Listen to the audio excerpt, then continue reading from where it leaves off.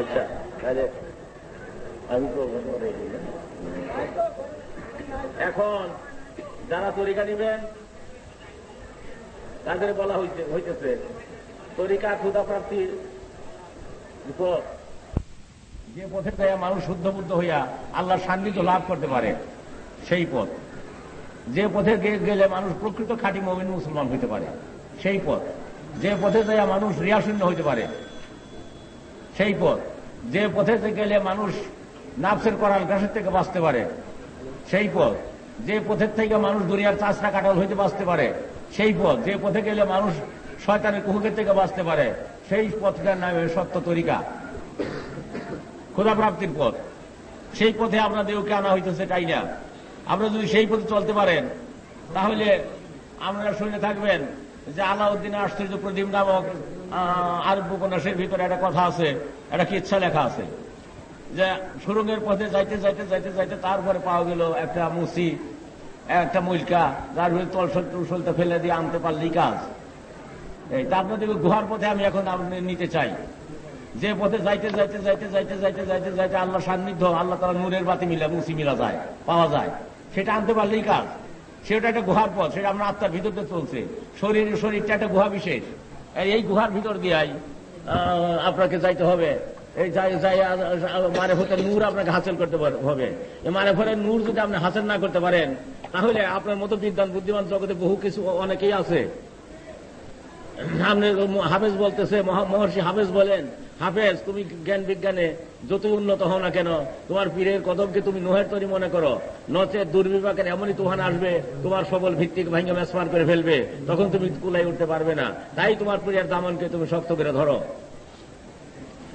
তাই আপনাদেরকে বলা হইতেছে এমন একটা পথে আমি আপনাদেরকে একটা পথের সন্ধান আমি দিতেছি, যে পথে যাই আমরা ক্ষুধা প্রাপ্তি তত্ত্ব এই যে এই বিরাট অধ্যায়, এই চ্যাপ্টার আপনারা সম্পূর্ণরূপে শেষ করতে পারবেন এবং গভীর জ্ঞান লাভ করতে পারবেন। আধ্যাত্মিক জ্ঞান ছাড়া মানুষ পূর্ণ জ্ঞানী হইতে পারে না, আর আধ্যাত্মিক জ্ঞান ছাড়া মানুষ আল্লাহ তাআলার প্রেম প্রীতি ভালোবাসা লাভ করতে পারে না। আধ্যাত্মিক জ্ঞান না থাকলে দুনিয়াবি চাষরা কাটাল তার ভিতরে ঢুইকা পড়ে এবং দুনিয়ার চাষরা কাটালটাকে টাইনা নিয়ে দুনিয়ার দিকে ঘুরাই দেয়। তাই আধ্যাত্মিক জ্ঞানের একান্ত প্রয়োজন। যেমন সাধারণ লেখাপড়া করে স্কুল মাদ্রাসায় লেখাপড়া করে আপনারা যে জ্ঞান শিক্ষা করছেন এই জ্ঞানের দ্বারা আপনারা দুনিয়াদারি করতেছেন, আপনারা কেউ চাকরি করেন, কেউ বাকরি করেন, কেউ আলিম উলামা লেকচার ওয়াজ করতেছেন ইত্যাদির দ্বারা আপনারা জীবজ্ঞান নির্বাহ করতেছেন, ছেলেপিলে নিয়ে আপনারা শান্তিতে আছেন। কিন্তু এটা ক্ষুধা প্রাপ্তির পথের বিদ্যা নয়। ক্ষুধা প্রাপ্তির পথের বিদ্যা হল আধ্যাত্মিক বিদ্যা, যে বিদ্যার দ্বারা আল্লাহকে শনাক্ত করা যাবে, যে বিদ্যার দ্বারা আল্লাহর সান্নিধ্য লাভ করা যাবে, সেটা আত্মাবাহিত রাসূলুল্লাহর আত্মাবাহিত একটা বিদ্যা, যা জিবরাইল আলাইহিস সালামের মারফতে রাসূল পাক সাল্লাল্লাহু আলাইহি ওয়াসাল্লামকে দেওয়া হয়েছিল। সেইটাই সিলসিলা ক্রমে ওলি আল্লাহদের পাক আত্মাবাহিত হয়ে আপনার দিলের ভিতর প্রবেশ করবে। এটা আল্লাহ তাআলার বিশেষ এক দয়া এবং দান। এটা তাওয়াজ্জু ইত্তেহাদির বলে হয়ে থাকে। এই তাওয়াজ্জু ইত্তেহাদ মুর্শিদ কামাল পাক দিল হইতে আসে, এটা আল্লাহ তাআলার খাস তাসির। তাই আপনাদেরকে আমি সেই সত্য পথের সন্ধান দিতেছি, যে পথে দুনিয়ার থাকতেই আপনার বেহেশতের ঘ্রাণ বইতে থাকবেন, দুনিয়ার থাকতেই আপনার আল্লাহওয়ালা হয়ে যাবেন, দুনিয়ার থাকতেই আপনার অলির দরজা পৌঁছে যাবেন। আল্লাহ ইন্না আউলিয়া লা খাউফুন আলাইহিম ওয়া লা হুম ইয়াহজানুন। আল্লাহ বলেন ওলি আল্লাহদের দুঃখিত বা গমগীন হবার জন্য কিছুই নাই, তারা কোনো বিষয়ে দুঃখিত না। গৌস পাক রহমতুল্লাহ আলাইহি বলতেছেন যে যেদিন তুমি আল্লাহর সান্নিধ্য লাভ করবে সেদিন তোমার কোনো অভাব অনটন থাকবে না। তামাম দুনিয়ার মানুষ যদি তোমার দরবারে চাইটা খায় তাহলে কিছু আসে যায় না। কেননা যিনি আল্লাহকে পাইলেন তার পাবার আর কিছু বাকি নাই। দুনিয়ার বাদশার খাজনা খানা শেষ হয়ে যায়, 13 জুরি শেষ হয়ে যায়, কিন্তু আল্লাহ তাআলার 13 জুরি শেষ হয় না। তাই আল্লাহকে যিনি লাভ করলেন তার আর কোনো অভাব থাকে না। তাই কথিত আছে যে পাগল নাচতেছিল, এমন সময় একজন লোকে বলে যে পাগল, দুনিয়ার মানুষ দুর্ভিক্ষে মারা গেল আর তোমার বাড়ি আনন্দ হয়েছে, তুমি নাচো। তখন পাগল হাইসা বলল যে আমার মনিবের কোনো অভাব নাই আর আমার মনিবের দুর্ভিক্ষ নাই। কাজে কাজেই পাগল যে বলে বলছিল সেটা আপনি বুঝেন, আপনি বলতে পারবেন। কাজে কাজেই যে শক্তি নিয়ে আপনারা শুনে থাকবেন যে বহলুল পাগল যে বেহেশত বিক্রি করবার গেছিল বাদশাহ হারুনুর রশিদের বিবির কাছে, বেহেশত বিক্রি করছিল যে শক্তির বলে, সেইটাই আত্মাধিক শক্তি, ক্ষুধা প্রাপ্তি তত্ত্ব, এবং সেটাই সেই শক্তি যদি আপনি লাভ করতে পারেন তাহলে আপনার দ্বারা সম্ভব। তাই আপনাদেরকে সেই পথের সন্ধান আমি দিতেছি, সেই সন্ধান যদি আপনারা নিতে চান তাহলে আপনারা চিন্তা করে দেখেন যে একটা আমের আটির ভিতরে একটা আম গাছ লুকিয়ে থাকে, এটা বাস্তব। একটা তালের আটির ভিতরে বিরাট একটা তাল গাছ লুকিয়ে থাকে, এটা বাস্তব। ক্ষুদ্র একটা বটের বীজের ভিতর বিরাট একটা বট গাছ লুকিয়ে থাকে, এটা বাস্তব। সেই রকম আপনার শরীরের ভিতরে এক টুকরা মাংসপিণ্ড, তার ভিতরে ক্ষুধা প্রাপ্তির তত্ত্ব ভরপুর রয়ে গেছে, আল্লাহ তাআলার ভেদের দরিয়া রয়ে গেছে, ওটা বাস্তব। এটাই আমি আপনাদেরকে বুঝতে বলতেছি যে বাস্তব কিনা। না আমি ভুল বলতেছি আপনাদেরকে, না আমি আপনাদেরকে অন্য পথে চালনা করবার জন্য উপদেশ দিতেছি, না কোনো বাজে উপদেশ আমি দিতেছি। তাই আপনাদেরকে দেখতে বলি আমি, আপনারা পরীক্ষা করে দেখেন সেটা সত্য কিন্তু সত্য কি মিথ্যা। একটা ছোট্ট একটা আমের আটির ভিতর বিরাট একটা আম গাছ লুকায় থাকে, যে একদিন হাজার হাজার আম দিবে, একটা আটির ভিতর লুকানো আছে। সেই আটিটাকে আপনি ভাঙেন, গাছটাকে খুঁজে বাইর করতে পারবেন না। আর সেই গাছটাকে যদি আপনি চান তাহলে আটিটাকে কবর দিয়ে রাখেন। তাই মৌলানা রুমি বলতেছেন, তোমার দেহরূপ কবরে আল্লাহর স্বরূপ কাফন দিয়ে তোমার আত্মা কবরস্থ আছে, ওই আত্মাকে তুমি জাগাও, ওই আত্মাকে জান্দা করো। যদি তুমি প্রকৃত মানুষ হইতে চাও, মানুষ হইতে হবে মানুষ যখন। তাই এই তরিকা ক্ষুধা প্রাপ্তির পথ, আল্লাহ তাআলার সান্নিধ্য লাভ করার পথ, আল্লাহ এবং রাসূলের প্রেম প্রীতি ভালোবাসা লাভ করার পথ। এই পথে যাই এই দয়াল নবী পাক আত্মার সঙ্গে আপনার আত্মা মিশামিশি হইয়া বিশ্ব আত্মার সান্নিধ্য লাভ করবে। সেই জন্য রাসূল পাক সাল্লাল্লাহু আলাইহি ওয়াসাল্লাম সমস্ত সৃষ্টির ফাউন্ডেশন। আল্লাহ তাআলা বলেন যে আমার নবীকে যদি সৃষ্টি না করতাম তাহলে আমি কিছু সৃষ্টি করতাম না। কেন আল্লাহ কথাটা বলেন? এটার ভিতরে বিশেষ যৌক্তিকতা রয়ে গেছে। সেই যৌক্তিকতা আপনারা যেদিন যাবেন সেখানে, যেদিন আপনি নিজের আত্মাকে বুঝবেন, যেদিন আপনি ফানাফির রসুলের মুকামে পৌঁছিবেন, তখন দেখবেন যে দয়াল নবী যদি দুনিয়াতে না আসতেন তাহলে আকাশ বাতাস চাঁদ সূর্য গ্রহ নক্ষত্র কিছু সৃষ্টি হতো না, আল্লাহ করতেনও না। যা কিছু হয়েছে এটা রাসূল পাক সাল্লাল্লাহু আলাইহি ওয়াসাল্লাম পাক আত্মার যোগাযোগের মাধ্যমে করা হয়েছে। তাই রাসূল পাক সাল্লাল্লাহু আলাইহি ওয়াসাল্লাম সমস্ত সৃষ্টির ফাউন্ডেশন বলতে হবে। তো কাজে কাজে এই বিদ্যা যদি আপনি যে বুঝলো না, সে মারেফতের নিয়ামত হইতে অন্ধ। আর এলমে মারেফত যেটা বুঝলেন না, তাই আশেক কবি বলতেছেন যে এলমে বাতেন নাহি যার হাসরে সেই অন্ধ হয়, এশকে খুদা নাহি যার দুজখেতে সেই রয়ে। এলমে বাতেন নাহি যার হাসরে সেই অন্ধ হয়, এশকে খুদা নাহি যার দুজখেতে সেই রয়ে। কাজে কাজেই এই এশক মহব্বতের খেলা আপনার আত্মার ভিতরে খেলতেছেন আল্লাহ। তাই আল্লাহ বলেন, আমি আসমানেও না, আমি জমিনেও না, আমি পাহাড় পর্বতে নই, আমি সাগরে নগরে নই, গুহায় গব্বরে কোথায় আমার গুঞ্জায় হয় না, আমি তোমাদের ভিতরে আছি। ওয়াফিয়ান কুচে গুমা বলা তুবসিরুন, আমার নিদর্শন তোমাদের ভিতরে, তোমরা কি দেখো না? তাহলে তো আল্লাহ তাআলার নিদর্শন যে আমরা দেখতে চান, তাহলে আল্লাহ বলেন মান আরাফা নাফসাহু ফাকাদ আরাফা, নিজের নাফসকে দেখো, নিজেকে তুমি দেখো, তাহলে তুমি আমাকে দেখতে পারবে। আমাকে জাহেরা চক্ষু দিয়ে দেখবে না, তুমি যে চক্ষু দিয়ে দেখবে সেই চক্ষু যেটা তোমার অন্তরের ভিতর রয়ে গেছে, সেই চক্ষুর ভিতর তোমার ছানি ধরে গেছে, কাজেই তুমি আমাকে আর দেখতে পারবে না। দুনিয়াতে যদি তুমি আমি দেখতে না পারো তাহলে আর দেখতে পারবে না। মান কানা ফি হাযিয়া ফাহুয়া ফিল আখিরাতি আমা, দুনিয়াতেও তুমি অন্ধ এবং কিয়ামতের দিন তুমি অন্ধই থাকবে। তাহলে তুমি দুনিয়া এবং আখিরাতেই তুমি অন্ধ রইলে তুমি সেই চোখের ছানি না কাটতে পারবে। সেই চোখের ছানি কাটার ডাক্তারে হইল মুর্শেদে কামেল। তাই আল্লাহ বলেন ইয়া আইয়ুহাল্লাযীনা আমানু তাকুল্লাহ ওয়াত্তাকুল উসিলা, আল্লাহকে ভয় করো, আল্লাহর প্রতি তোমরা মধ্যস্থ উসিলা ধরো, সেই উসিলাই জামানার কামেল সফল। আমরা যত বড় উচ্চাঙ্গের কথাই বলেন, যত বড় সাইন্টিফিক বৈজ্ঞানিক আমরা হন না কেন, যতক্ষণ পর্যন্ত তারা নিজের আত্মার পরিচয় নিজের পরিচয় আপনি নিজে না নিতে পারতেছেন, ততক্ষণ পর্যন্ত আপনার কোনো ফাউন্ডেশন নেই। আমরা অনিষ্টতার ভিতরে বিরাজ করতেছেন আপনি। আর যেই মাত্র আমরা আত্মার ফাউন্ডেশন হয়ে গেল, আল্লাহর সঙ্গে যোগাযোগ হয়ে গেল, আর কোন চিন্তার কোন কারণ আল্লাহ ইন্না আউলিয়া আল্লাহ লা ইয়ামুতু। রাসূল পাক সাল্লাল্লাহু আলাইহি ওয়াসাল্লাম স্পষ্ট ভাষায় বলতেছেন ওলি আল্লাহদের মৃত্যু নাই। ওলি আল্লাহরা মরে না, জাগ্রত পরাণ যার মরে না সেজন, দৈহিক মরণ তার নহের মরণ, শত শত মুর্দা তেল মাটির উপরে, তার চাইতে অধিক বলো যদিও কবরে, সাদি বলেন। তাই এই যে বিরাট একটা নিয়ামত আল্লাহ তাআলার দান আপনার ভিতরে আল্লাহ রেখে দিচ্ছেন, আমি সেইটাই দেখতে বলতেছি। সে দেখেন আল্লাহর সঙ্গে যোগসূত্র স্থাপন করা যায় কিনা, আল্লাহকে পাওয়া যায় কিনা, আল্লাহকে দেখা যায় কিনা। আল্লাহ তো না দেখতে পারলে আল্লাহ দেখতে পারবে না। যেহেতু যাবেন আপনি তারা ভালো মতো কোনো কাজ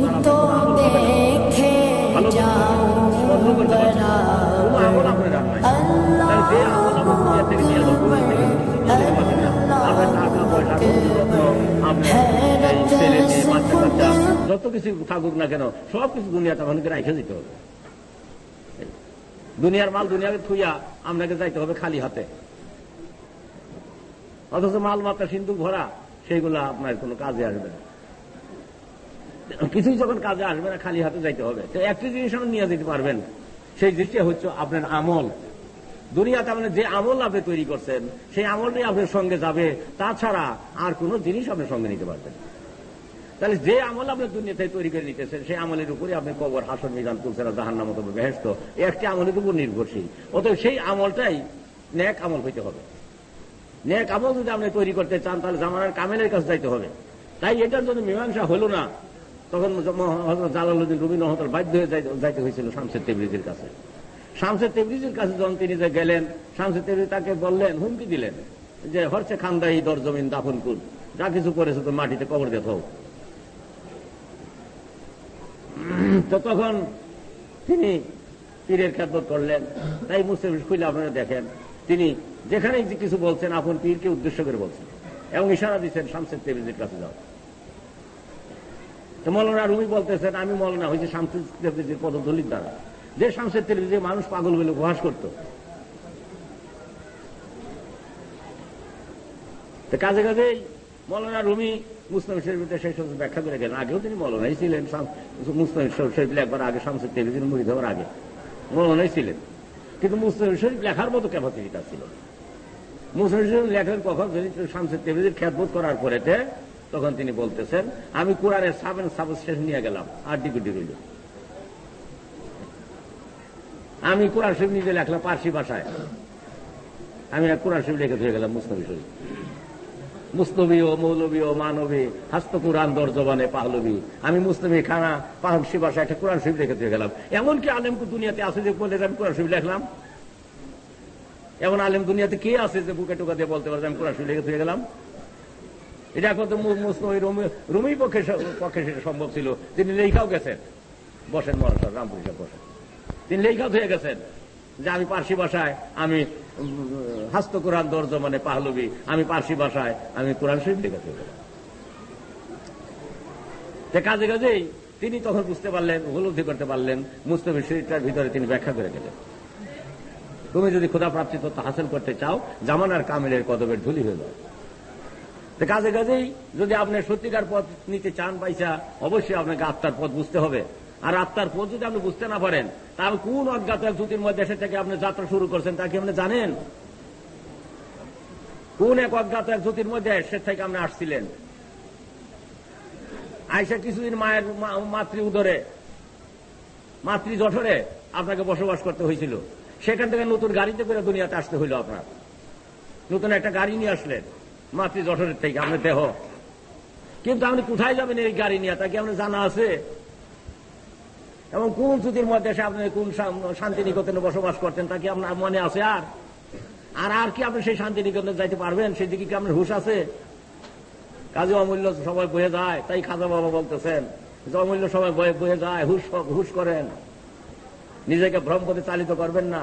সময় স্রোতের মতো চলে যেতেছে, এই সব যে সময় চলে যেতে সেই সময় ফিরে আসবে না। অতএব আপনি আল্লাহকে ডাকেন, আল্লাহর জিকির করেন, দিলকে সাফ করেন আল্লাহ তাআলার দ্বারা, তবেই আপনার জন্য কল্যাণ। তাই আপনাদেরকে এমন একটা পথের সন্ধান আমি দিতেছি, যে পথে, যে পথটা খাজা বাবা আপনাদের জন্য দান করে গেছেন, আপনারা ভাগ্যবান বলে মনে। যে উরস শরীফ একদিন বাগদাদ শরীফ হইতো, যে উরস শরীফ একদিন আজমির শরীফ হইতো, যে উরস শরীফ একদিন বিশ্বের অন্যখানে ওলি আল্লাহদের দরবারে হইতো, সেই উরস শরীফ আল্লাহ তাআলা দয়া করে আপনাদের হাতে ছাইড়া দিতেছে।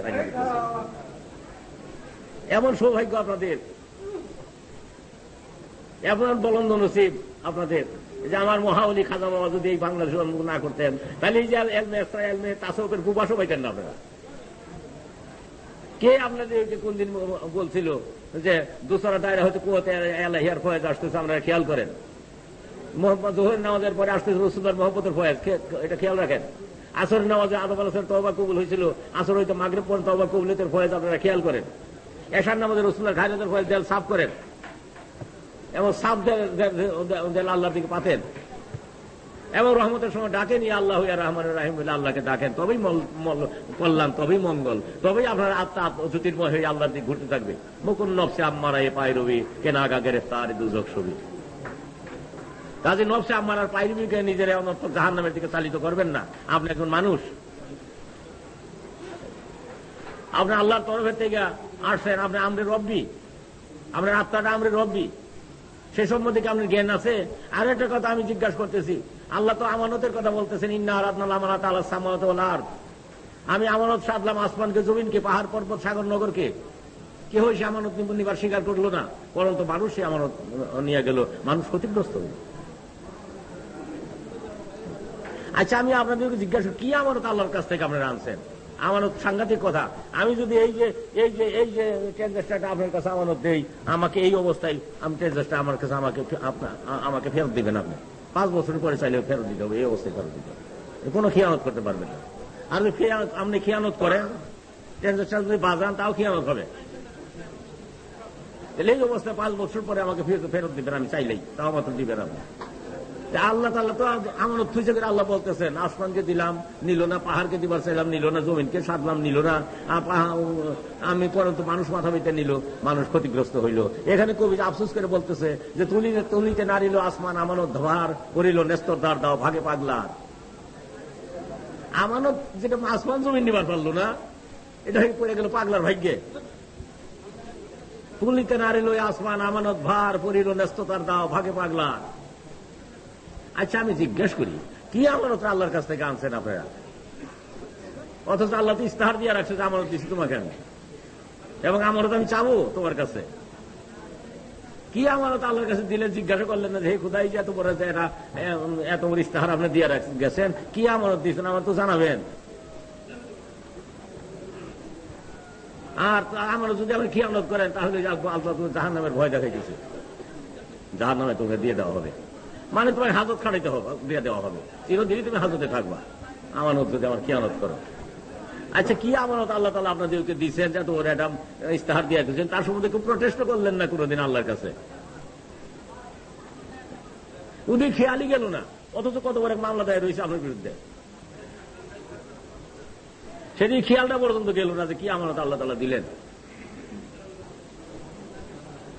কাজে কাজে সেই আমানত আপনাকে বুঝতে হবে, বুঝতে হবে যে কি আমানত আল্লাহ তাআলা আপনার দিতেছেন, দিলেন, এবং কি আমানত আল্লাহ আপনার কাছে চাবেন। সেটা যদি বুঝতে চান, তাহলে আল্লাহ বলেন ইয়া আইয়ুহাল্লাযীনা আমানু তাকুল্লাহা ওয়াত্তাকুল উসিলা, আল্লাহকে ভয় করো, আল্লাহর পথে তোমরা মধ্যস্থ উসিলা ধরো। সেই উসিলাই আমার খাজা বাবা, যার তাওয়াজ্জুহ ইত্তেহাদির বলে যে বিরাট মজলিস হয়ে গেল, এটাকে সামলাবার ক্ষমতা কারো আছে? যত বড় বাদশাহ মহারাজা ধীরাজ হোক না কেন, ওই যে দেখেন সরকার এখানে শৃঙ্খলার জন্য একদল সেই সিপাহী পাঠাই দিছে। তা আমি বললাম সিপাহীদের, বাবা এখানে কোনো সিপাহী লাগবে না, এবং সিপাহীদের ম্যানেজ করতেও পারবেন না আপনারা, একদল ফোর্স পাঠাই দিছে। ক্ষমতা আছে যে বিরাট মজলিস ফোর্স দিয়ে রক্ষা করেন, ফোর্স দিয়ে করলে সে বাইরে দিতে পারবেন। এর বাড়িও লাগলো না, কথাও কোয়া লাগলো না, কিভাবে কার আগে কি কাজ উঠাবে, এই যে ড্যাশকো মহব্বত, এটা কোথা থেকে আমরা পাইতেছেন? যে এত সুন্দর চেহারা আপনাদের এই অনুষ্ঠানে খাটতে খাটতে কালা হয়ে গেছে, প্রত্যেকের চেহারা কালা হয়ে গেছে, প্রত্যেকের মুখের দিকে চাইলে মনে হয় যে কত খাটনি খাটছেন, কত দুঃখ কষ্ট করে আসছেন, কত দিন হয়তো ঘুম নাই, কত দিন হয়তো খাওয়া নাই। এই অবস্থা মুখের চেহারা দেখলে প্রকাশ পাইতেছে যে প্রত্যেকে আপনারা এত ক্লান্ত হয়েছেন এই উৎসবের জন্য, এত ব্যতিব্যস্ত ছিলেন, মুখে দিয়ে চাইলেই আর কেউ জিজ্ঞাসা করতে হয় না, এটা মুখের দিকে চাইলেই বোঝা যায়। এই যে আপনারা আজকে প্রায় 6 মাস যাবৎ বাড়ি ঘর চাইলে যে উৎসবের কাটতেছেন, এই প্রেরণাটা কে আপনাকে জোগাইতেছে? কে আপনার রাস্তার কানে কানে কইয়া দিল যে হে রামপুরি, বলেন রামপুরি, তুমি হাফেজ রামপুরি সাহেব, তুমি এটা করো? এটা আল্লাহ তরফের থেকে পিরানপিদের পাকাত্তর কোথা থেকে আসো তা আমি বলি। এটা ওই যে খাজা বাবার সঙ্গে আপনাদেরকে লিঙ্ক ধরাই দেওয়া হইতেছে, সেই ইলেকট্রিক কারেন্টের মধ্যে তার ভয়ে আপনার অন্তরের ভিতরে এসে পৌঁছতেছে। দেখেন সেদিন যখন বৃষ্টি হইল, প্রচন্ড বৃষ্টি, তুফানও হইল, তুফানে একটা সাহেবানা পড়ে গেল। আমি খাজা বাবার কাছে বললাম, দরখাস্ত করলাম, খাজা বাবা যে বিরাট প্রচন্ড রকমের তুফান শুরু হইল, এ লক্ষ লক্ষ মুরিদান এরা কোথায় থাকবে? আমার কথা শুনিয়া সেদিন আমার এরকম রাবেতা হইতেছিল, মনে হইতেছে যে খাজা বাবা হাসতেছে এই কথাটা শুনি না। তা মনে হয় যে আমার কাছে আমাকে বলতেছেন তিনি যে তুমি কি আল্লাহর শক্তিকে বিশ্বাস করো না? আল্লাহর শক্তির দ্বারা যে সম্ভব এটা কিন্তু বিশ্বাস করতে চাও না? আমি তখন লজ্জা পাইলাম, লজ্জা পাই আমি সেই দরখাস্তটা উত্থাপন করলাম।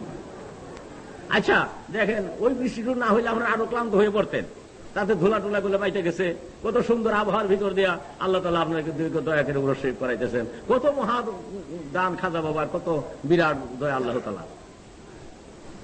এটি আসতেছে কোথা থেকে? ওই যে রাসূলের পাক সাল্লাল্লাহু আলাইহি পাক আত্মা হইতে যে কারেন্ট যে একটা চলছে, যে কারেন্ট আস্তে আস্তে আস্তে কিয়ামত পর্যন্ত চলবে, এই কারেন্টটা আস্তে পীরান পীরের পাক আত্মা হয়ে আমার পীরের আত্মার ভিতরে সব সঞ্চিত আছে, সেখান থেকে ট্রান্সফার করে আপনাদের ভিতর দিয়ে পৌঁছে দেওয়া হচ্ছে। এই যে অভিনব এক তত্ত্ব, এই তত্ত্বটা আপনাদের শেখাবার জন্য 30 বছর পর্যন্ত আজ আমি এই নিয়ে লড়াই করতে করতে এখন আমার ক্লান্তি অবসাদ এসে বসছে। তবে ইনশাআল্লাহ তাআলা এখন সকলেই সেটা উপলব্ধি করতে পারছে যে হ্যাঁ, এই যে আমাদের প্রয়োজন আত্মার খবর নেওয়া এবং নাফসের খবর নেওয়া। শুধু পীর ধরলে চলবে না, পীরের হাতে হাত দিয়ে আস্তাগফিরুল্লাহ রাব্বি মিন কুল্লি যামবি ওয়া তুবু ইলাইহি পড়লে চলবে না, শুধু ওই সে পাগড়ি ধরে তওবা করলে চলবে না। পাগড়ি ধরে তওবা করলে তাতে আত্মার কি হইল? মান আরাফা নাফসাহু ফাকাদ আরাফা, নিজেকে আগে নিজে চিনালন, তবে সে আল্লাহকে আপনি চিনতে পারবেন, তবে সে তেলের কালিমা থেকে আপনি বাঁচতে পারবেন। আর তা নাও করতে পারেন, ওই যে পাগড়ি ধরে আপনি আস্তাগফিরুল্লাহ রাব্বি মিন কুল্লি যামবি ওয়া তুবু ইলাইহি পড়লেন আর না পড়লেন তাতে কিছু আসবে যাবে না। আর পীর মকসেদ না, পীর মকসেদ না, মকসেদ হচ্ছে আল্লাহ তাআলা। যেমন আপনার ছেলের রোগ হইলে আপনাকে ডাক্তার ডাকতে হয়, সেই ডাক্তার ওষুধে যদি ছেলের কোনো উপকার না হয় অন্য ডাক্তার আপনার ডেকে থাকেন। সেই রকম ক্ষুধা প্রাপ্তির পথে উসিলা হলো মুর্শিদে কামেল, তার দ্বারা যদি ক্ষুধা প্রাপ্তি তত্ত্ব হাসিল না হয় অন্য মুর্শিদের কাছে অবশ্যই আপনাকে যাইতে হবে, যেহেতু মকসেদ হয়েছে আল্লাহ তাআলা, মকসেদ পীর না। ক্ষুধা প্রাপ্তির পথে আপনি যে কোনো অবস্থায়, যে কোনো পরিবেশে, যে কোনো ব্যবস্থা আপনার করণীয় এবং করতে হবে আপনাকে, তাছাড়া ক্ষুধা প্রাপ্তি তো হাসিল করা তো সহজ নয়। যাকে দেখবেন না, শুনবেন না, বুঝবেন না, ধোয়া ছোঁয়ার বাহিরে তাকে ধরতে হবে, অচিনাকে চিনতে হবে আপনাকে। এই অচিনাকে চিনার পথে কত রকম ভেজাল যে আছে তার কোনো সীমা নাই। সেই জন্য মৌলানা রুমি বলতেছেন, স্পষ্ট ভাষায় বলতেছেন, যার তার হাতে হাত দিও না, মানবরূপী বহু ধোঁকাবাজ আছে যা তোমাদেরকে অন্য পথে চালিত করবে। গৌস পাক বলতেছেন, তোমরা ওলি আল্লাহ কে বা কে ওলি আল্লাহ না বোঝা ভারী কঠিন, অতএব খাঁটি ওলি আল্লাহ পাওয়ার জন্য আল্লাহর কাছে কান্দো, তবে আল্লাহ তো তুমি করিয়া ওলিয়া কামেল মিলে দেয়। তাছাড়া ওলিয়া কামেল যারা তার মতো তাদেরও তো অভাব নাই, আল্লাহ তো বলতেই আছে তার দুঃখ নাই, দ্বন্দ্ব নাই, অভাব নাই। কি দরকার আপনাকে টাইনা নিয়া যে হে রামপুরি সাহেব আপনি আমার সাথে, হে মৌলানা দেওবন্দি আপনি আমার কাছে আসেন, কি দরকার তার? যার আহার যোগাবে, একদিন আমাকে পীর কেবলা জান উপদেশ দিলেন যে ওলি আল্লাহদের আহার যোগাবে তামাম দুনিয়ায়, যেমন শানকি সাহেবের আহার যোগায় তামাম সাপে। আর সাপ যদি আহার যোগাইতে না পারে তাহলে ক্ষুধানি প্রীতির জন্য একটা সাপ তার পেটে যায়। এরকম ওলি আল্লাহদের আহার যোগাবে তামাম দুনিয়ায়। আর তামাম দুনিয়া যদি ওলি আল্লাহদের আহার যোগাইতে যদি ব্যর্থ হয় তাহলে দুনিয়ায় তার পেটের ভিতরে ঢুকতে হবে। তাহলে কি শক্তি নিয়ে ওলি আল্লাহ সকল দুনিয়াতে আসেন তাই দেখেন।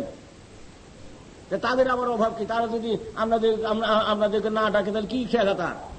যার আহার ভুলে যোগাবে।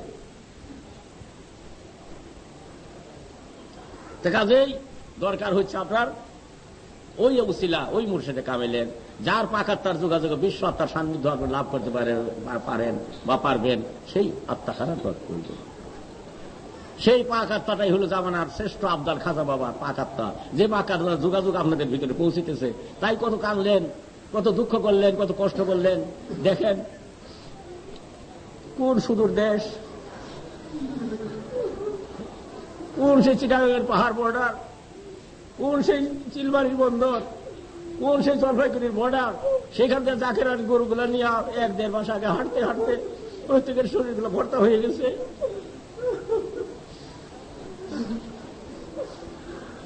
প্রত্যেকের চেহারা বাগুন পোড়ার মতো হয়ে গেছে। কেন, কোন প্রেরণার দ্বারা তারা এই সমস্ত গরু বাছুরগুলো এতদিন নিয়ে আসতেছে? কে তাদের কানে কানে বলে দিছিল?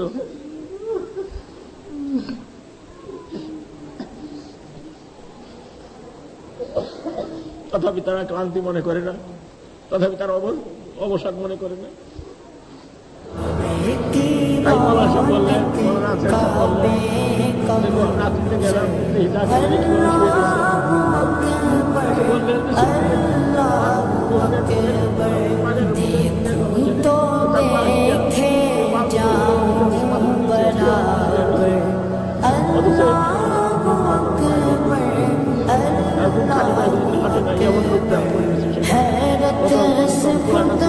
পাশের সুরের নিচে পড়ে রয়েছে, ওই আগারে পাগারে পড়ে রয়েছে, কত মূল্যবান মানুষ তারা পড়ে রয়েছে, কোন প্রেরণার দ্বারা তারা পড়ে রয়েছে সেখানে? কেনই বা তারা এত দুঃখ কষ্ট করে আসতেছে? কেনই বা কোন সেই আসমুদ্র হিমাচল, কোন সমুদ্রের পাড়ে থেকে গরুগুলা নিয়ে হাঁটতে হাঁটতে হাঁটতে হাঁটতে আইসে শরীর কালা করে ফেললো? সে কোন চিলবাড়ির বন্দর হইতে তারা আস্তে আস্তে আস্তে আস্তে প্রত্যেকের শরীরগুলো বর্তা হয়ে গেল? কোন সেই চিটাগাঙ্গের পাহাড় হইতে গরু আমরা নিয়ে আপনারা গয়াল নিয়ে আস্তে আস্তে আপনাদের চেহারা কালো করে ফেললেন কেন? কে আপনাদেরকে বললো এগুলো আনতে? এটাই আপনাদের উপর আল্লাহ তাআলার এক মহৎ দান, একটা মহাদান আপনাদের। সেই দান নিয়েই আপনারা আসতেছেন আল্লাহ রসুলের দ্বীনের খেদমত করবার জন্য, ক্ষুধা প্রাপ্তির পথে আপনাদের চলবার জন্য, আল্লাহ আল্লাহদের খেদমত করবার জন্য। যারা এই জ্যাকের করবে, এই জ্যাকের খেদমত করবার জন্য আপনাদের শরীরকে আপনারা কালা করে ফেলতেছেন। এটা কি আল্লাহ দেখতেছেন না আপনাদের চেহারা? আপনি তাই একদিন দেখেন পীরকাল হাসানকে বললেন যে হুজুর মুড়ি দাম চাইতেছে, কানতে কানতেছো। তখন হুজুর বললেন যে বাবা, ওরা মনে করে, ওরা কাইন্দা যায়, ওরা মনে করে যে ওরাই আমারে ভালোবাসে, আমি ওদের ভালোবাসি না। ওরা যদি আমার হৃদয় দেখতো তাহলে আমার পড়ানো অবস্থা বুঝতে পারতো না। ওরা যদি আমার হৃদয়খানা দেখতো কি হয়ে গেছে ওদের জন্য আমার।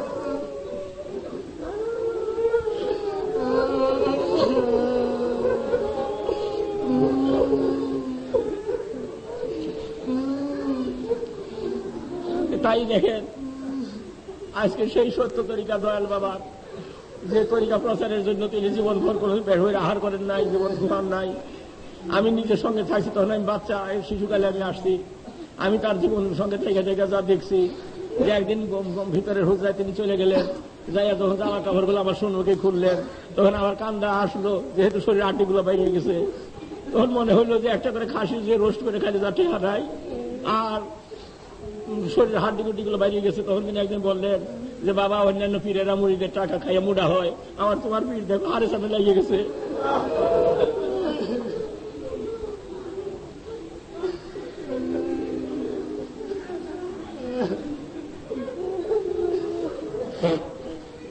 কেননা কোন পীরেই তো তেলের সঙ্গে তেল মিশিয়ে দিবে না, কারণ তেলের সঙ্গে তেল মিশালে ওই তেলের সমস্ত কালিমা, রুখ সুখ, বালা মুসিবত সমস্ত ওই তেলের ভিতরে ঢুকে পড়ে। সেই জন্য লক্ষ লক্ষ মুরিদ বাবা আমার তেলের সঙ্গে তেল মিশায়, তার জন্য আমি রুগ্ন, তার জন্য আমি শুকায় কাঠ হয়ে গেছি। তার এই সত্য তরিকা আজ প্রচার করবার জন্য আমাকে দেশে তিনি পাঠাই দিয়েছেন এবং বলছেন যে বাবা, তুমি কি এই সত্য তরিকা প্রচার করতে ভয় করো? আমি বললাম যে আমার পীরের মতো লিজার পিছনে তার মরতেও ভয় নাই। দেখেন 30 বছর পর্যন্ত আমি এই সত্যের সন্ধান আপনাদেরকে দিতেছি। আমি অত্যন্ত এখন সুখী, অত্যন্ত আমি আনন্দ ভোগ করি। আমি আমার দেশবাসী, আমার প্রতিবেশী আজ সেই সত্যটাকে সবই বুঝতে পারছে। তাই চতুর্দিকের থেকে আজকে 12 বর্ষের খ্যাতমত সুন্দরভাবে তারা উদযাপন করছে, এত সুন্দরভাবে বর্ষের খ্যাতমত করছে, এত সুন্দর ম্যানেজমেন্ট হয়েছে যা ইতিপূর্বে আর কোনোদিনও হয় নাই। সেই জন্য আমি হাজার হাজার শুকরানা আল্লাহর দরবারে আমি আদায় করি। দেখেন এই নিয়ামত আল্লাহ তাআলা আপনাদেরকে দান করছেন আমার পীরের থ্রুতে। তাই আপনাদের জন্য শুভ সুযোগ, আমরা দুনিয়া থেকে নগদ বেহেশত কামাই করে নিতে পারেন যদি আমার কথা আপনারা শোনেন।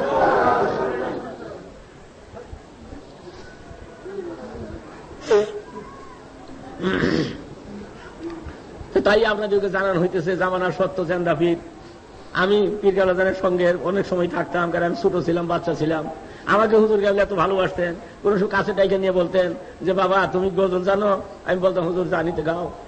আমি গজল গাইতাম পীর কালাজান আমার সঙ্গে, তখন আমার সুরও ভালো ছিল, আমি খুব গজল গাইতে পারতাম। তো আমার সঙ্গে সঙ্গে পীর কালাজানের সুর তখন ভেঙে গেছিল। এই মুড়িদানের জন্য কানতে কানতে তোর সুর বসে গেল, পরে তিনি আর কথা বলতে পারতেন না। তাই ওই তার বেসালের গজলটা আশেক আনসার গাইছেন যে কে জানে দয়াল মুদের সারিয়া দারুল বাকায় যাইবে গো, কে জানে দয়াল মুদের সারিয়া দারুল বাকায় যাইবে গো সহে না বিরহ বেদনা কেমনে সহিব গো সহে না বিরহ বেদনা কেমনে সহিব গো কে জানে দয়াল মুদের সারিয়া দারুল বাকায় যাইবে গো কে জানে দয়াল মুদের সারিয়া ও সাদ বদনে কে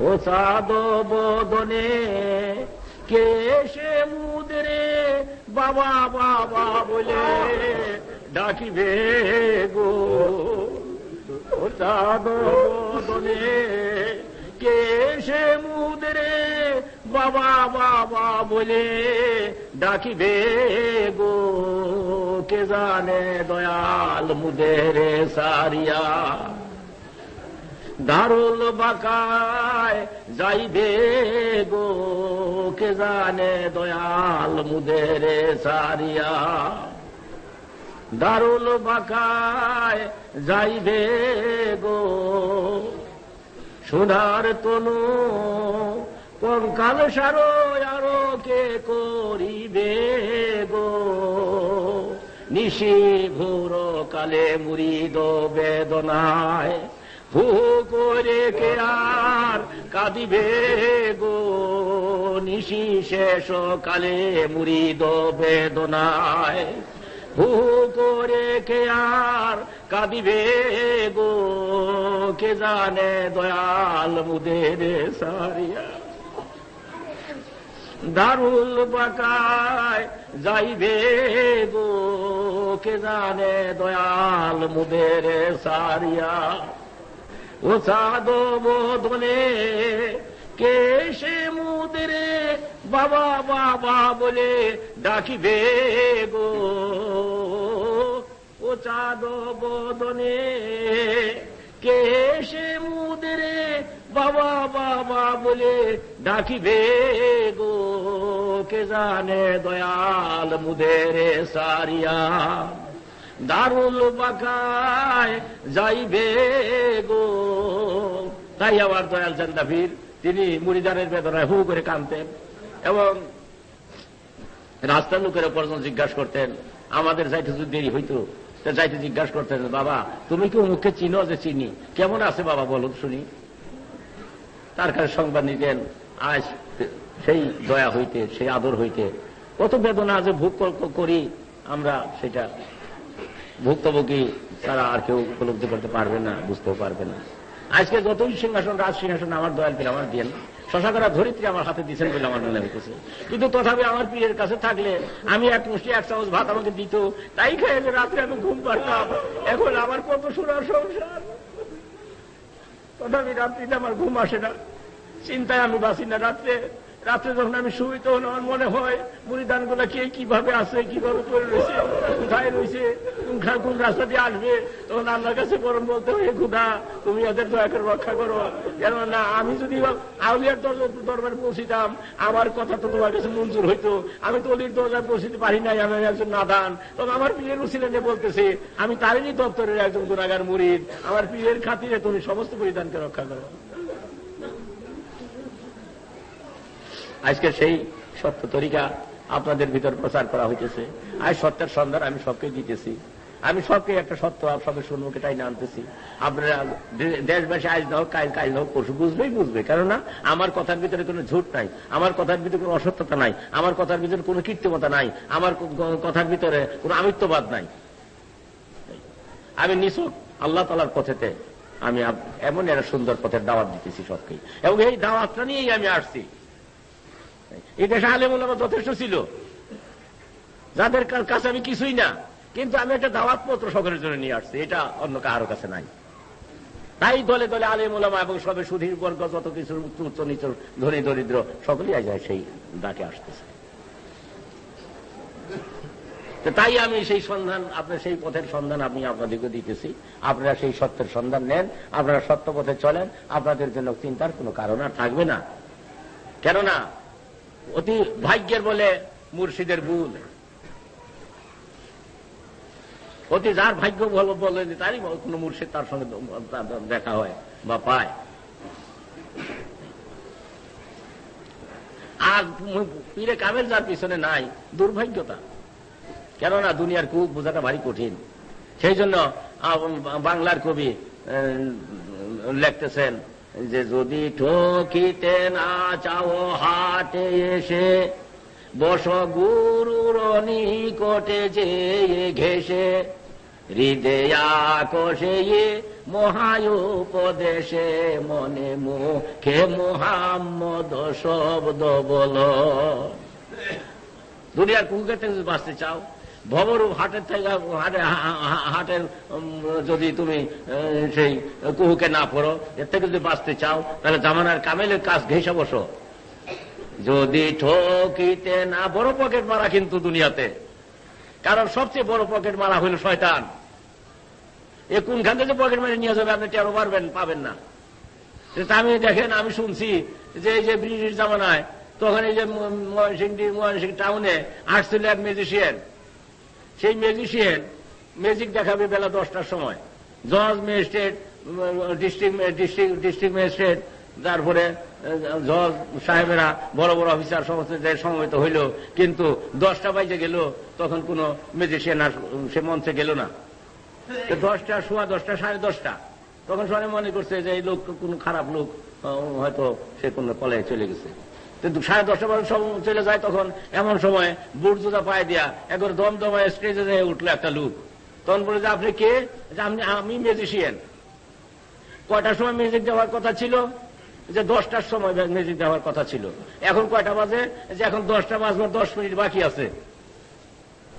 প্রত্যেকের ঘড়িতে 10টা বাজবার 10 মিনিট বাকি আছে। যত ঘড়ি ছিল সেই সমস্ত ঘড়িতে দেখে 10টা বাজে 10 মিনিট। কিন্তু কিছুক্ষণ ওই চোখ দিয়ে দেখছে যে 10:30 বাজে, আর ম্যাজিশিয়ানকে দইরা বাইরাবে মারবে, এই তো কিছুক্ষণ আগে দেখছিল। কিন্তু যখন ম্যাজিশিয়ান বলল যে 10টা বাজবার এখন 10 মিনিট বাকি, যত ঘড়ি ছিল সমস্ত ঘড়ি 10টা বাজে 10 মিনিট।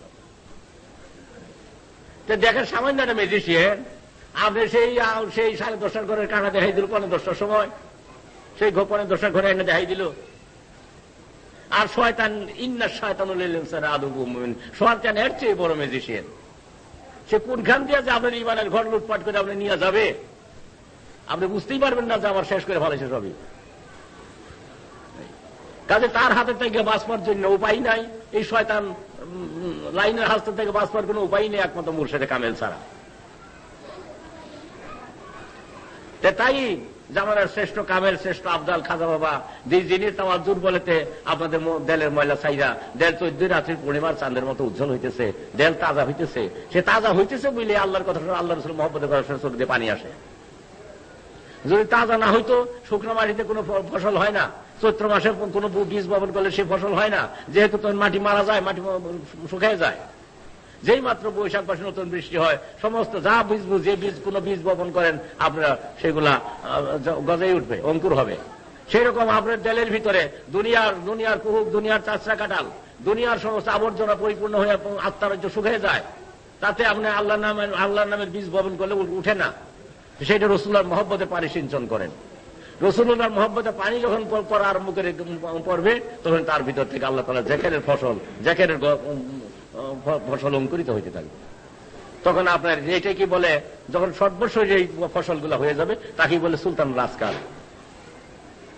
এই সুলতানুল আসকারটা মাথার চাঁদ পায়ের তলা পর্যন্ত এই সুলতানুল আসকার চলতে হয়। সুলতানুল আসকার যদি আপনি খুলতে পারেন, তাহলে আপনি জাকিরের বাদশা হয়ে গেলেন। ঘুমান ব্যবসাটা যদি হালহাটি করে চাকরি বাকরি করেন, আল্লাহ বলে আমার বান্দা আমার জাকির করতে গাফেল নয়, এমন একটা দরজা আপনি যা পৌঁছিলেন। তখন শয়তান আর আপনাকে আপনাকে কোনো কুসওয়াসা ঢালতে পারবে না। আর তা না হলে দেখেন একটু সামনে দিয়ে বোঝা যায়, যখন নামাজ পড়ার দাঁড়াই নিজের কানে ধরে প্রতিজ্ঞাবদ্ধ হইয়া হলফ পইয়া নামাজে দাঁড়াই নিজের কানে ধরে আল্লাহ ছাড়া কাউকে চেষ্টা করবো না, সেই মুহূর্তে মনের ভিতরে আসে 12 বছর পুরাতন বন্ধুর স্মৃতি, বাল্য জীবনের স্মৃতি, কত মামলা মকদ্দর কথা, ছেলে মেয়েদের কথা, নানান রকম ওই যে কোথায় আপনি বন্ধু বান্ধব ডিনার খাইছিলেন সেই ডিনারের প্রতিচ্ছবি আপনার অন্তর পেটে ভাইসা আসতেছে, মন সেদিকে ঘুরে যেতেছে, আর মুখে পড়তেছেন বলতেছেন সুবহান রাব্বিল আলা সুবহান রাব্বিল আলা সুবহান রাব্বিল আলা, মন গেছে গাছলি বন্ধুরে টানাটানি করতেছে। এটা আমি নিজে উপলব্ধি করতে পারি, কারণ আমি নিজেই ভুক্তভোগী এটা। তবে কোনো কেউ যদি আপনারা এটা সামলাইতে পারেন তাকে আমি অত্যন্ত প্রশংসা করি, ধন্যবাদ দিই, তিনি বলি আল্লাহ বলতে হবে। কিন্তু আমি সামনে রাখতে পারি না। কত বাল্য জীবনের কথা মনে হয়, পুরাতন বন্ধুর স্মৃতি মনে হয়, কত কি ওই অন্তরপটে এগুলো এসে ধাক্কা দেওয়া সেই প্ল্যাটফর্মে বসতে থাকে, মন সেই দিকে ঘুরে যায়, মুখে সুবহান রাব্বিল আলা সুবহান রাব্বিল আলা বলার কি দাম, তাই রাসূলুল্লাহ বলেন লা সালাতা ইল্লা বিহুজুরিল কালব, হুজুরের কালব ছাড়া নামাজ হবে না। এই হুজুরি কালবই আল্লাহর ভেদের মারিফতের একটা প্ল্যাটফর্ম। এই প্ল্যাটফর্মটা যাইরা মইছি আমি ঠিক করতে বলতেছি। এই হুজুর কালের মারিফত হাসিল করেন তাহলে খোদা প্রাপ্তির তত্ত্ব হাসিল হয়ে গেল। এই হুজুর কালের মারিফত তত্ত্ব হাসিল করতে মুর্শিদে কামেল লাগবে, মুর্শিদে কামেল সব মিশে যাওয়া লাগবে। কিরকম যেমন দুধ চিনি বলা হয়, দুধ চিনি এখন মিশ্রিত উত্তম এক লজ্জাতের সৃষ্টি হয়ে যায়, এরকম মুরিদের দেল পীরের দেলের সঙ্গে মিশে গেলে সেখানে আল্লাহর ভেদের লজ্জত আসে। সেই জন্য হাফেজ বলতেছেন যে লজ্জত আমি পীরের আমার পীরের দেল হইতে পাইতেছি, রুকনাবাদ নদীর সঙ্গে তুলনা করছেন। রুকনাবাদ নদী হইতে যে এমনই একটা লজ্জত পাইতেছি বেহেশতে মিলবে না, মানে রুকনাবাদ নদী আমার পীরের দেল, সেই দেল হইতে এমন একটা লজ্জত আসতে যাবে বেহেশতে মিলবে না। তা কাজে কাজেই আপনারা সেই এখন দেলকে আপনারা বুঝবার জন্য চেষ্টা করেন, নিজেকে নিজে বুঝবার জন্য চেষ্টা করেন, তবেই শান্তির অধিকারী, তবেই কল্যাণ, তবেই চির শান্তিময় জীবন যাপন করতে পারবেন, তবেই আবার ওই শান্তির জ্যোতির মধ্যে দেশে আপনারা যাইতে পারবেন। নচেত নয় আসমলা সাবলি না আছেন অন্ধকারের দেশে, তবেই সেই জ্যোতির্ময় দেশে আবার যাইতে পারেন যে জ্যোতির্ময় দেশের থেকে আপনার যাত্রা শুরু হয়েছিল, যে কথাটা ভুল হয়ে গেছে এখন।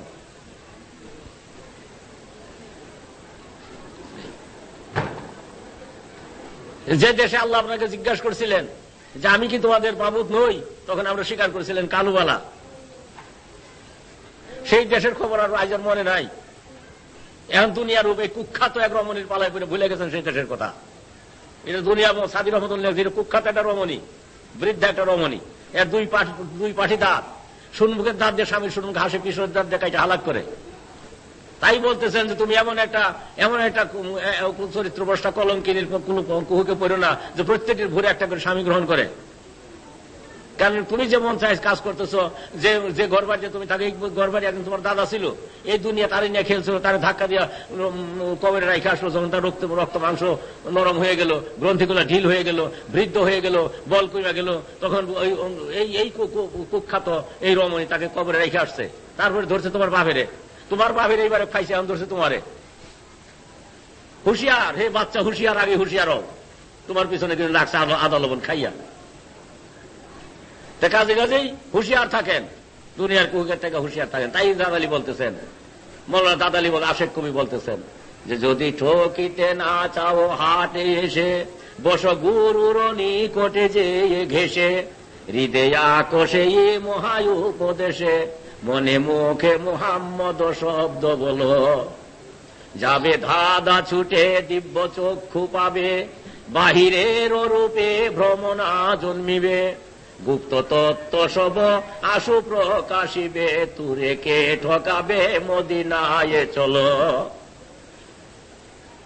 ভব হাটেতে হাটক কিনতে এসে, হাটক মানে শোনা, ভব হাটেতে হাটক কিনতে এসে চিনতে নারী লিপি তলকে মিকেল, বাহিরের রূপে ধাঁধা লাগিল রে। তুমি দুনিয়ার চটক দিকে তুমি ভুলে গেলে, বাহিরের রূপে ধাঁধা লাগিল রে, তুরে বাহিরের রূপে ধাঁধা লাগিল রে, মনে মুখে মুহাম্মদ শব্দ বলো। কাজেই তুমি দুনিয়ার ধান্দাবাজিতে পড়ে গেছো, তোমার ধান্দায় ধরে গেছে, কাজেই তোমার আসল কথা তুমি ভুলে গেছো। সেই জন্য বলা হইতেছে নিজেকে নিজে আগে চিনেন, নিজের নাফসের পরিচয় করেন, তবেই আল্লাহকে ধরতে পারবেন। আল্লাহকে ধরা খুব কঠিন না, তিনি পাক, তিনি অসীম অনন্ত, তিনি ধরা শোয়া সকলের ধরা শোয়ার বাহিরে। কারণ সেই রাস্তা দিয়ে যদি আপনাকে আল্লাহ কিছু ধরতে চান তাহলে একটা গুহার পথ দিয়ে যেতে হবে।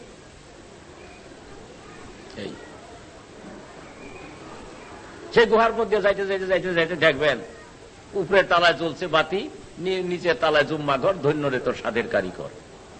ওই যে সেরা গান গায় এক তারা দিয়া। অবশ্য বুঝুক না বুঝুক তারা এই ভাবটা, কিন্তু গায়ক তারা কোন একটা ফকির লোকের মুখ দিয়ে বাইরে ছিল। তাই যেমন লালন ফকিরের গানগুলা, ফকির লালন মূল্য জল পাশায় থাকতে নদী মেঘনা, এরকম সব ভাব রাজ্যের কথা এগুলা, এটা তারাই বুঝছে। তবে আমরা যে গাই ভালো লাগে, মজা লাগে, ওর ভেতরে একটা কারেন্ট আছে, ফয়েজের কারেন্ট আছে।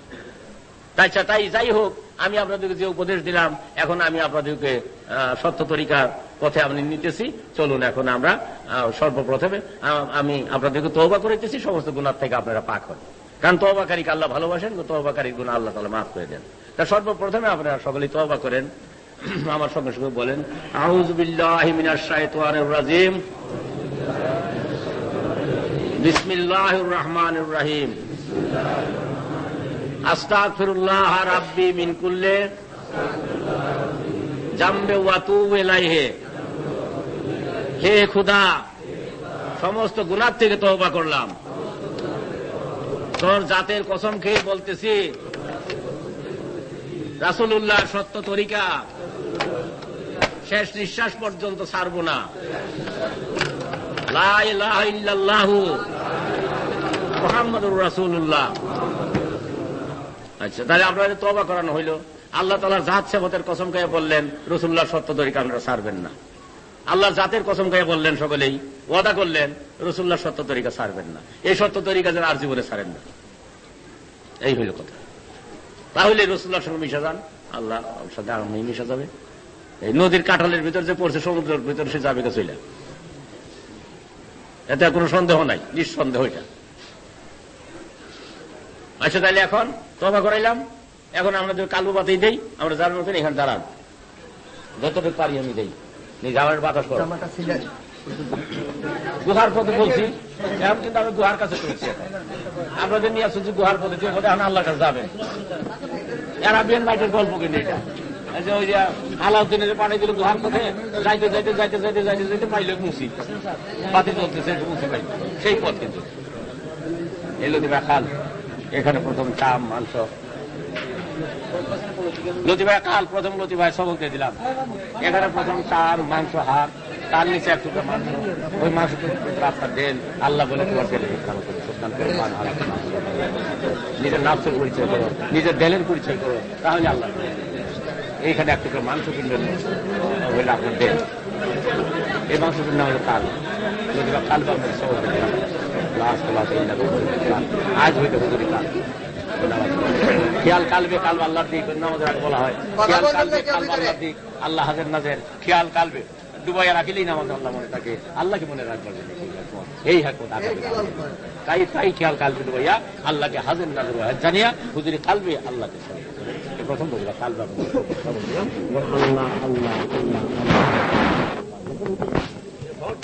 এই খেয়ালে নামাজ পড়বেন, এই খেয়ালে দুনিয়ার কাজ করবেন, এই খেয়ালে রাস্তে আস্তে আস্তে আস্তে আস্তে আস্তে ঘুমাই যাবেন। প্রথম কথা কালবে আপনাকে সবক দিয়ে দিলাম, আল্লাহ আল্লাহ জায়গায় যান, পরে পারবাকে বুঝাই দেওয়া।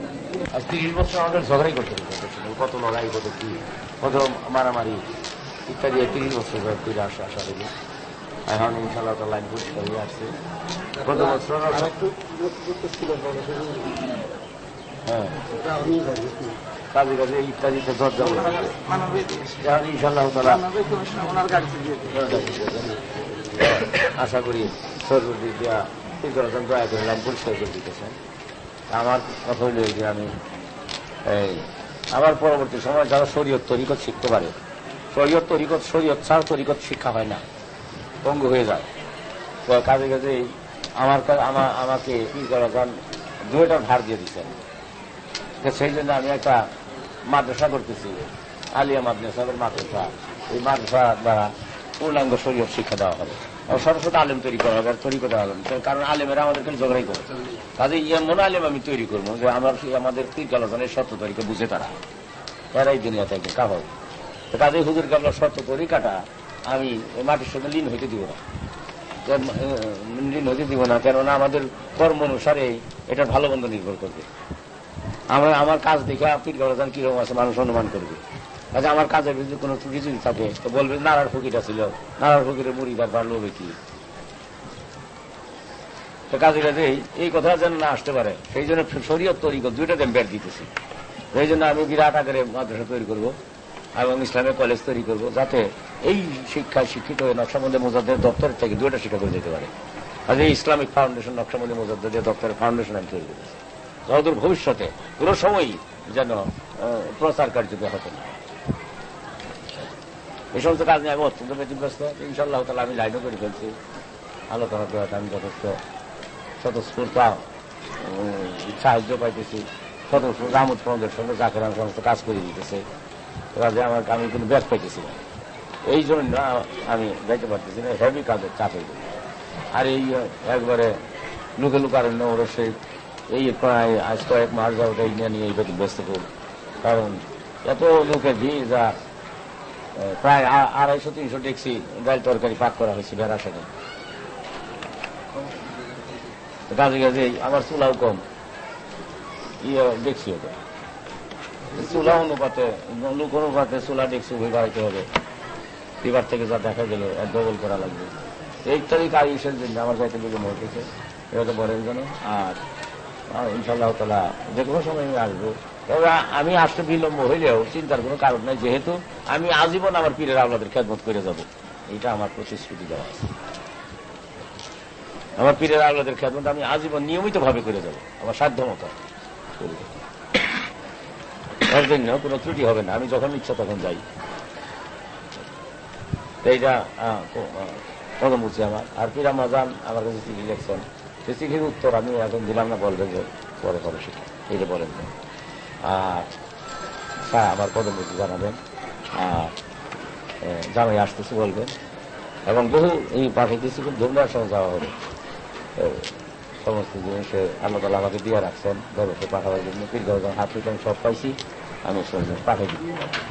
এটা আপনি খান আর ওনাকে রাস্তা করে দিয়ে দেন। হয়তো বলেন সঙ্গে টাকা আছে, 500 টাকা দিয়ে।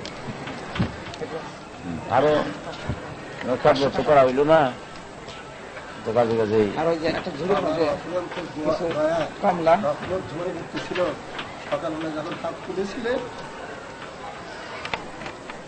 এরকম কতদিন করে পাইলে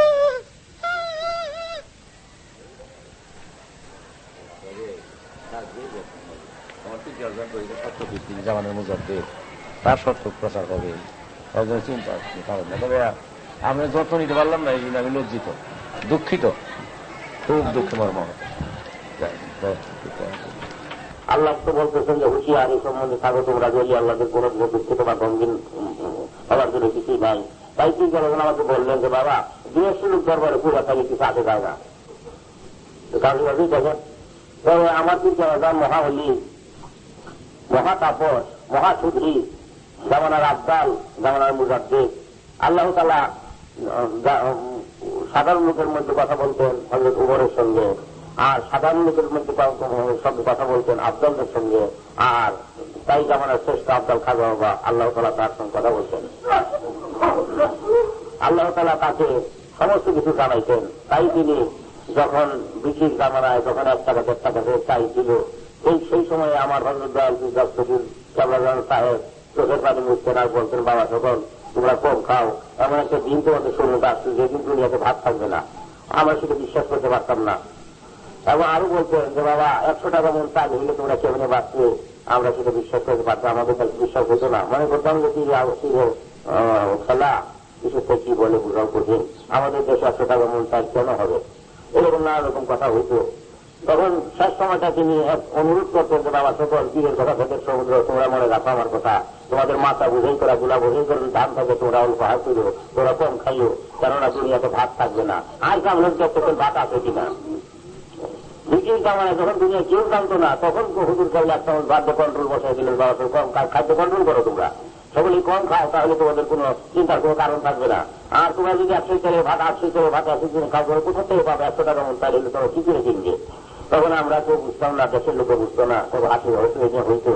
তাই দেখেন আজকে সেই দিনের সম্মুখীন আমরা নিজেকে আপনাদের এখন 100 টাকা মন 300 টাকা মন চাইলে আপনাকে খরিদ করতে দিতে।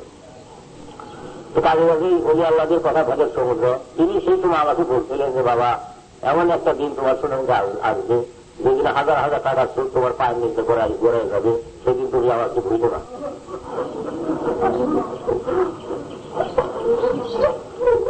তখন আমাকে বললেন যে বাবা তুমি ওয়াদা করো তুমি আমাকে ভুলবে না। কিন্তু সেদিন আমার অত্যন্ত দুঃখের দিন।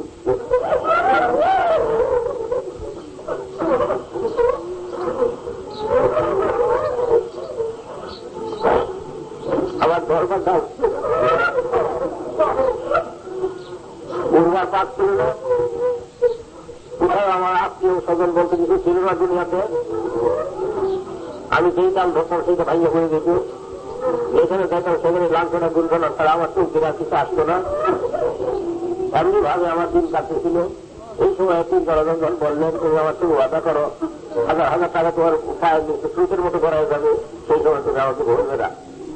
তখন মেঘের কোলে জীবন বিদ্যুৎ চমকে এরকম দুঃখের ভিতরে আমার তো হাসি আসলো। তখন তিনি গুসা হয়ে বললেন যে নাদান গাধা তীরের কথা ভেদের সমুদ্র তুই এছাড়া আমার কথা ঠিক হয় কিনা তুই বল আমাকে বলবি না। তখন আমি বললাম যে আমি আমার তীরকে ভুলবো না, আমার তীরকে ভুলবো না এই কথাটা তিনি আমাকে থেকে ওয়াদা করে দিলেন। আজ দুঃখ জন্য হয়ে গেল আমার তীরকে আমার রাগ করে সরায় মনে হয় সকালবেলা ঘড়ির দিকে না আল্লাহ আমার হাতের মুঠায় দিয়ে দিতে। আমার মনে যখন সেটা চায় আমার মনে যা বলে আল্লাহ তরফের থেকে সেটা মঞ্জুর হইয়া আল্লাহ আমাকে দান করতেছেন। যেখানে দুনিয়াটা হাহাকারে সুহার হয় সেই গাছের মধ্যে এমন একটা মেহমান খাওয়া চলতেছে যে মেহমান খাওয়াটা যদি আমাদের দায়িত্বের কিনে খাওয়াইতে হইতো কাহার উপায় ছিল না, যত বড় ধনীষ হোক না কেন। আর সেই মেহমান খাওয়া ধুমধামের সঙ্গে আল্লাহ শক্তি তালা চালাইতেছে।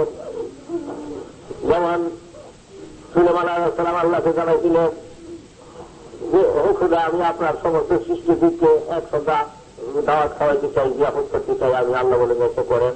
তখন খেতের ভূতের সকলকে জিয়াফত করা হইল। সকলে তো সুলেমান আলাইহিস সালামের দরবারে তারা আহার করবে।